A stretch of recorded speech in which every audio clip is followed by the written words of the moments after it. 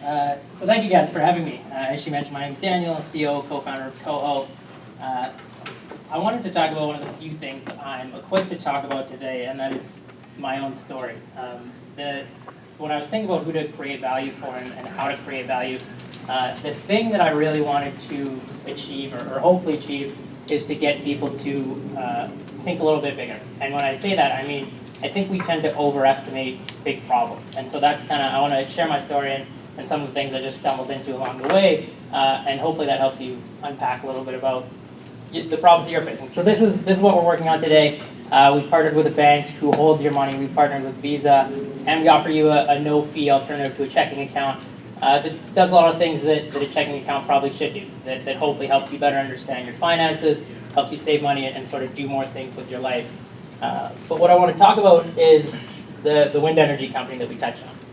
Back in 2010, I was still in university, and a good friend of mine graduated the year before and asked me if I wanted to get into renewable energy. And so this was actually a school project, and we built, this was the beginning of a 60-page business plan, which is what you used to do to get grades in university. And so we used to, the problem that we were solving was that small turbines, the ones that farmers would use, they were like $100,000, they weren't selling. And there was lots of good government grants, the returns were really good, and we couldn't figure out why. So we came up, what we ultimately learned was that the financing around them sucked. And so we thought we were business guys, we can fix financing. And so we partnered with a company that was going to do the back end and install the turbines, because to this day I know very little about turbines. And so we would host town halls. This was actually an ad that we would put in the paper, and it would be just like this. And I'd sit in front of a room full of people and tell them why I thought they should buy a wind turbine to go on their farm. And so this is an example one, 20 kilowatts, $100,000 in size. You can see relatively small. But that sort of stumbled me into the first step of what ended up being sort of a larger company. And the problems that you guys are working on today, there's a lot of people who are looking at the Launch Academy program, which is a great program. I would make sure that you are near to a large, meaningful problem. A lot of people will solve problems that ultimately aren't going to really move a big needle, and it's going to make their life a lot tougher than it needs to be. And so through this process, we ended up looking at what was small-scale wind industrial development. And that was a government program where we were able to submit 20 applications for a program that had largely been ignored. We ended up winning 2 applications, excuse me. We got extremely lucky in doing so. And the only reason we did so was because we were there in the beginning with our small private farmed or turbines that we were selling directly to farmers. And so that allowed us to end up winning developing 20 megawatts of large wind energy development. This is an example of one. And the project ended up being about $50 million. So we took this up to the point of construction, and then, again, had no idea how to build a wind farm, and were acquired just before that. But the thing that I want to reiterate there is that we got lucky, but the scale of the problem does not necessarily correlate to complexity, and it doesn't correlate to skill. I actually think it's easier to solve big problems, because when you're talking about raising the financing that's required, building a really talented team around you like we have at Koho, if you're near a big problem, it's just much easier to have those conversations and to get those people to engage with you. And the final thing that I think that is a bit challenging in the narrative that we see in tech a lot is that you need to be the CEO of this company, or you need to go start this company. I think a lot of people are really, really good marketing directors, VPs of sales, whatever that happens to be, CTOs, managing directors, and they leave a lot of opportunity on the table because they get romanced by the idea that they should be the CEO and that they should start the company. And so if I could encourage one thing, and I'm consistently working on this all the time, it would be to continue to audit yourself and to really practice self-awareness about the problem that you want to solve. So, 5 minutes. There's my contact details on the bottom if you guys have any questions, or if I can follow up with anything. Don't hesitate to reach out. Thank you very much.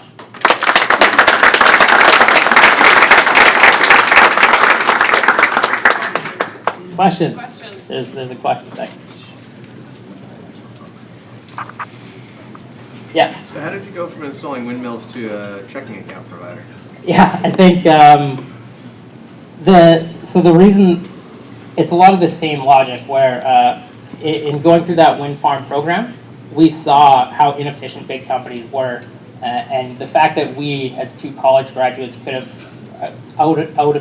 competed a much larger company that frankly could have paid two interns $60,000 a year to put together a better proposal than we did, sort of exposed me to the knowledge that big companies leave a lot of room in the cracks to build meaningful businesses.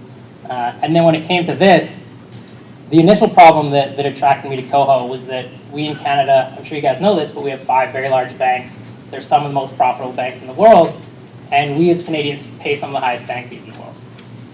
And what makes that a little bit more challenging is that it's those of us with the least that often pay the highest bank fees. So you need $2,000 to $5,000 to not pay bank fees at a lot of financial institutions, and so that struck me as an injustice, and I had some experience in taking on, or in sort of challenging the status quo, I guess. Cool, thanks. Any other questions? Yeah? It's kind of a random one. Do you have any brand confusion with Koho? No, not that, maybe. I'm not aware of it. Yeah. Our questions. So I thought you were saying that initially. Oh, yeah, Koho. Anything else? Yeah. I got another one, another question, actually.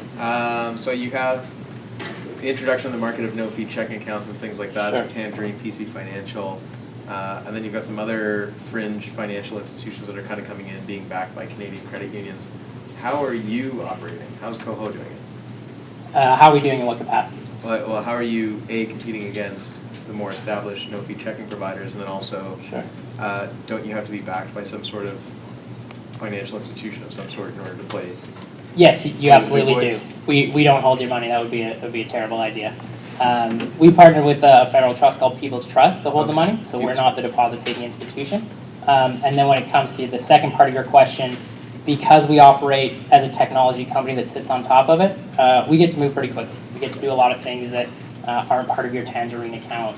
Like we categorize your spend, set automatic savings goals, real-time updates, those kind of things. So it's a much more modern experience, and we've got some cool things in the pipe that are different as well. Cool, thank you. Yep. What's the difference between you guys and somebody like Mogo, which seems to be they're in Vancouver here as well? So Mogo is it's a marketplace lender, and for those of you guys who don't know, that means that Mogo primarily issues credit. That's their core business. They do have a prepaid card in market, but I think it's pretty minimal in its functionality. So it's a different play. Whereas they're trying to displace credit, we're trying to improve on the sort of existing status quo of what a bank account should be. So that Mogo's on the credit, like they issue you credit at anywhere from 6 to 18%. That's their primary business.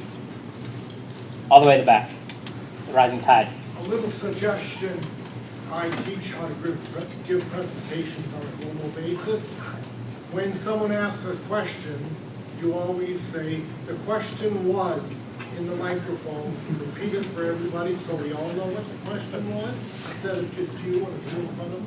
That's good advice. Give an idea. What was the advice? His advice. But I should repeat the question. Yes, thank you. Cheers. Thank you so much. I appreciate that.